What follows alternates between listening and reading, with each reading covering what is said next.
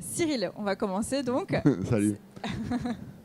Quelle est la meilleure anecdote que tu peux nous donner sur tes débuts chez Nirtech, quand tu as commencé? La meilleure anecdote. Ah oui. Tu vas chercher loin parce que j'ai pas tout à fait le même âge que d'autres. Tu vois, peut-être que on est en train de parler de spéléologie mentale là. La meilleure anecdote, écoute, c'était moi quand j'ai commencé, c'était vraiment le début de la première bulle Internet où ça commençait à être vraiment n'importe quoi.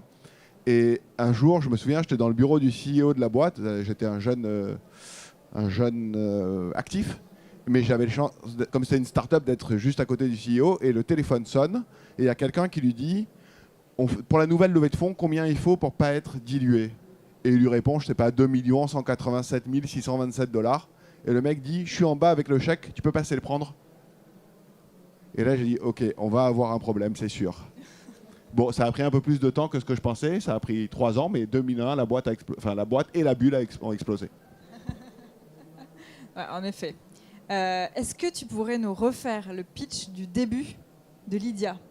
Le premier pitch quand ça a débuté. Est-ce que tu t'en souviens? Je m'en souviens. Je fais appel à ta mémoire. Je m'en souviens. Profonde. Non, mais c'est ce que j'allais dire. C'est vraiment. C'est une interrogation. C'est ça, c'est une interrogation dans le passé. Ok, le premier pitch de Lydia, c'était un truc qui était assez bizarre. C'était de dire, bon, tu vois, jusqu'à présent, quand tu as besoin de l'envoyer de l'argent à un pote, tu lui demandes son IBAN, tu ajoutes son IBAN en tant que bénéficiaire dans ta banque, ça prend 2 jours pour être validé, puis ensuite tu lui envoies l'argent et ça prend 2 jours pour arriver. Ça, c'est s'il n'y a pas le week-end au milieu. Et s'il y a le week-end au milieu, bon, bah, ça peut prendre une petite semaine entre le moment où tu as décidé de lui donner cet argent et le jour où il le reçoit. Alors ça marche bien, sauf si tu es en train d'acheter un truc sur le bon coin, quoi.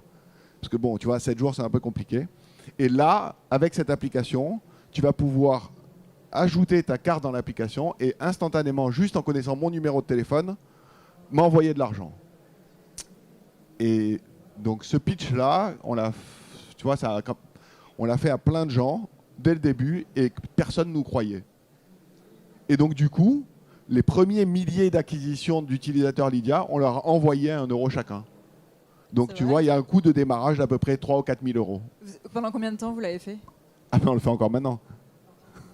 On le fait encore maintenant, mais on le fait plus en France. Maintenant on le fait au Portugal, c'est le même coup, on le fait au Portugal, on le fait en Espagne, on le fait en Irlande, on le fait en Angleterre, mais on le fait encore. Le même pitch. C'est quoi la plus grosse erreur que tu as pu faire avec Lydia? Pour moi, les plus grosses erreurs, c'est toujours des erreurs humaines. Il n'y a pas d'erreur technique, il n'y a pas d'erreur réglementaire, sauf des très très grosses conneries, mais on n'en a pas faites, qui soient irréversibles.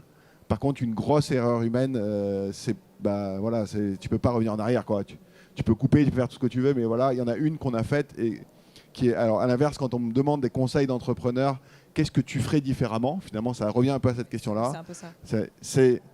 On n'a pas pris quelqu'un. Alors chez Lydia, on a un truc, on dit, ok, on doit bouger une montagne avec très peu de moyens, et donc pour faire ça, il nous faut que des super-héros, des gens qui ont des super-pouvoirs. Sinon, ça marche pas. C'est juste des mecs avec des cordes qui tirent et qui poussent. On bougera pas le Mont Blanc, même pas de 2 cm. Même si 2 cm, c'est pas beaucoup. Donc on veut vraiment des super-héros, des aigles, des gens vraiment dedicated avec de la passion, de l'énergie, de la rigueur, de l'humilité, enfin plein de choses. Et pour recruter tous ces gens-là, on n'a pas pris quelqu'un spécialiste, un aigle du recrutement. On n'a pas de talent acquisition manager chez Lydia et c'est une énorme connerie. Qui est-ce qui t'inspire le plus au quotidien? Qui est-ce qui m'inspire? En fait, c'est difficile de dire ça parce que tu vas toujours dire des gens qui sont hyper connus. Mais en vrai, il y a 2 questions là-dedans. La première, c'est qui est-ce qui m'inspire? Enfin, si j'avais un dîner avec une seule personne et que j'étais sûr qu'il vienne, qui est-ce que j'inviterais? J'inviterais Bill Gates. J'inviterai Bill Gates parce que c'est un mec qui a changé 2 fois la face de la planète. Et déjà une fois, je trouve que c'est assez élégant, mais 2 fois, bon, voilà quoi.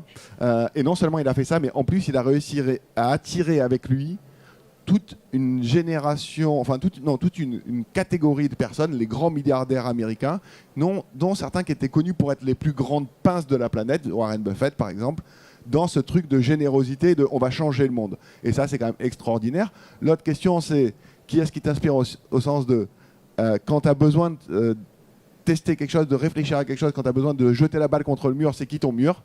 Et mon mur, c'est mes garçons. J'en ai 2 qui ont 16 et 13 ans. Et je me dis, si je veux être sûr que je fais un truc qui ressemble à ce que doivent être les services financiers du futur, autant de demander à ceux qui sont les utilisateurs du futur, pas les utilisateurs de... Enfin, pas mes potes, quoi.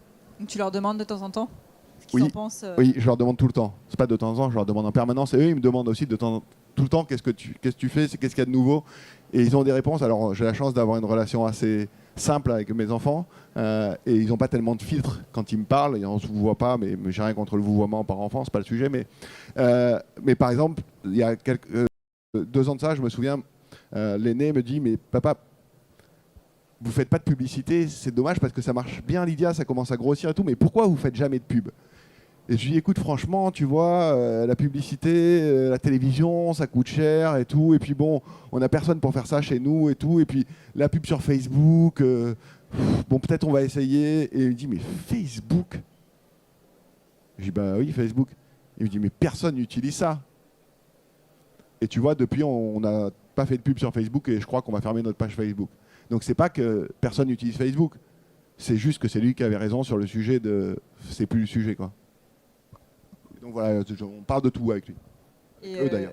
Et si tu devais rajouter des personnes à ta table avec Bill Gates, tu mettrais qui? En ce moment, je mettrais Theresa May pour la sortir de cet enfer de persécution. Mais juste le temps d'un dîner, tu vois, parce que visiblement, elle aime y être, quoi. Tu peux pas la priver non plus de ce kiff sadomaso. Évidemment, tu as toujours envie d'avoir des gens qui ont des grandes influences à travers la planète. Donc, plutôt on va dire des gens du domaine de la littérature, la philosophie, l'art, ou des gens qui ont des parcours politiques singuliers. Donc voilà, mais je serais embarrassé si je devais choisir un nombre. Mais il y a beaucoup de gens, j'ai la chance d'essayer de puiser de l'inspiration un peu partout, et de voyager beaucoup, et de lire beaucoup, et de sortir beaucoup, de profiter beaucoup de Paris. Donc voilà, c'est bien, c'est intéressant. C'est quoi en ce moment ton emploi du temps type? T'es pas souvent à Alors, Paris? Mon emploi du temps type, c'est je me lève avant tout le monde à la maison, je me prépare, je pars au bureau avant que tout le monde soit levé, j'arrive au bureau, je passe la journée, je rentre chez moi, il est 22h30, 23h, et à peu près tout le monde est couché. Mais c'est très particulier en ce moment. On est en train de combiner à la fois le management de Lydia, qui est une machine assez dingue à manager au quotidien, parce que tu vois, on a une croissance qui est vraiment... Enfin voilà, c'est une belle machine. On a 100 000 nouveaux utilisateurs par mois, une base de 2 millions. Enfin, c'est des volumes qui explosent de 15% mois sur mois. Enfin, c'est vraiment une machine incroyable. En même temps, un contrôle, inspection de la Banque de France, et en même temps, une grosse levée de fonds. Et donc voilà, et comme on n'est que 60, bah, c'est rock'n'roll. Mais ça, c'est ma journée type du moment, ça ne va pas durer. Et pour finir, qui est-ce que tu remercierais, toi aussi, pour tout ce qui s'est passé avec Lydia? Deux personnes, évidemment. En premier, mon épouse. C'est une évidence. Le truc est tellement dingue, tellement dur, tellement de sacrifices, tellement d'efforts, sur tellement de durée, que si tu n'as pas quelqu'un qui partage ta vie, qui est prêt à accepter ça, et si le deal n'est pas clair le premier jour, ça va exploser, ça va partir en sucette, c'est obligé. Et donc, évidemment, et comme c'est pas ma première expérience entrepreneur, c'est une sorte de, comment dire, de mission, de sacerdoce. Enfin bon, ouais, c'est une sorte de sainte. Donc voilà, mon épouse sans hésiter en numéro 1. Et pour cette opération particulière de Lydia, Antoine Porte, l'autre cofondateur, parce qu'on a beaucoup d'écart d'âge. Quand je l'ai rencontré, tu vois, il avait 25 ans, on a vraiment beaucoup d'écart d'âge. Mais il a une maturité et il est tellement sain dans sa tête et tellement, c'est tellement un aigle que c'est un bonheur tous les matins d'arriver et de se dire putain, on va pouvoir échanger, on va faire du ping-pong et on va changer le monde ensemble, quoi. Vous êtes très complémentaires tous les deux? Et on est très complémentaires et très complices. Super. Merci Cyril. Merci.